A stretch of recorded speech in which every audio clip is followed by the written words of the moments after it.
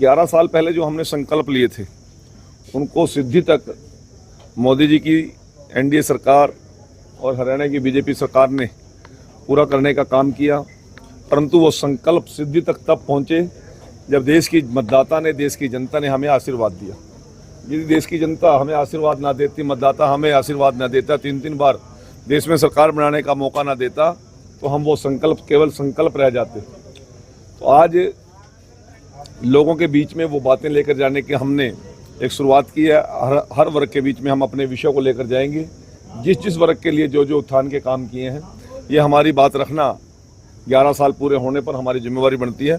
हमारे प्रदेश का नेतृत्व, हमारे सभी केंद्रीय मंत्री, सभी सांसद, चाहे राज्यसभा हो, लोकसभा हो, सभी हरियाणा प्रदेश के मंत्री और विधायक, हमारे संगठन के माननीय प्रदेशाध्यक्ष और हमारे माननीय मुख्यमंत्री और पूरी टीम आज हर जिला के अंदर, हर मंडल के अंदर और शक्ति केंद्र और बूथ स्तर पर संकल्प से सिद्धि के 11 साल के विषय को लेकर जा रहे हैं। आज हम आपके बीच में आए थे। मुझे केवल इस विषय में इतना ही आपसे। हरियाणा की क्या उपलब्धि मानते हैं 11 साल में? यदि आप एक बात सुनेंगे तो उसमें ही सारा निचोड़ आ जाएगा। 2014 से पहले और उससे पहले जो सरकारें रहीं, उन्होंने आम आदमी को दहशत में रखने का काम किया। बेटा शिक्षा ग्रहण कर लेगा तो उसको गारंटी नहीं थी कि मुझे रोजगार मिलेगा। उससे शिक्षा के साथ साथ माँ बाप को जमीन बेचनी पड़ती थी, जेवर बेचने पड़ते थे। आज जो भीड़ विधायकों और मंत्रियों के और मुख्यमंत्री की घरों के बाहर लगती थी, आज वो भीड़ पढ़े लिखे बच्चों की कोचिंग सेंटरों पे लगती है। और गरीब से गरीब का बेटा भी आज एचसीएस अधिकारी, बीडीपीओ और बड़े बड़े यूनिवर्सिटी और कॉलेज में प्रोफेसर और असिस्टेंट प्रोफेसर लगते हैं। पुलिस में अधिकारी लगते हैं, तहसीलदार और नायब तहसीलदार लगते हैं। ये सबसे बड़ी उपलब्धि है, बिना पर्ची और बिना खर्ची। ट्रांसफ़र एक बिजनेस था हरियाणा प्रदेश में हमारी सरकार आने से पहले, परंतु मनोहर लाल जी ने ऑनलाइन ट्रांसफ़र पॉलिसी लाकर कर्मचारियों को भी राहत देने का काम किया और एक ऐसे नापाक बिजनेस को समाप्ति की ओर लेकर गए। बड़े बड़े इंफ्रास्ट्रक्चर आज प्रदेश के अंदर बने हैं।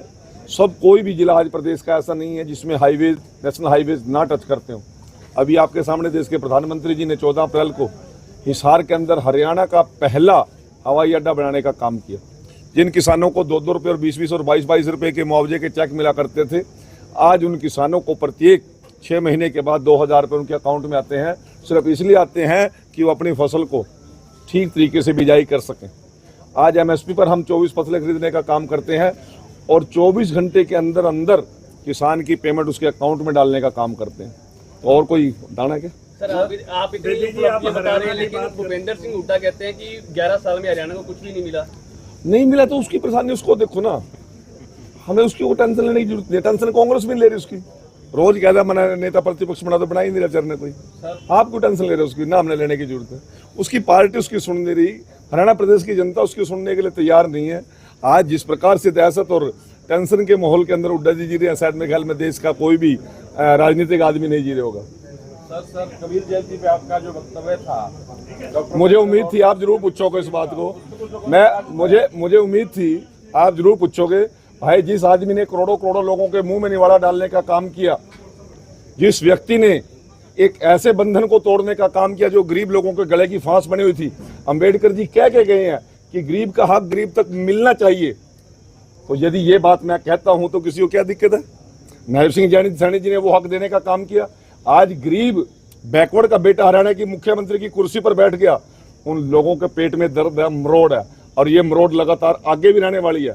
29 में भी रहेगी, ये 34 में भी रहेगी और 47 तक रहेगी। सर छात्रवृत्ति को लेकर आंदोलन चल रहा है, लाठीचार्ज हुआ है। ये विषय मुख्यमंत्री जी संज्ञान में उसका शीघ्र ही समाधान करेंगे।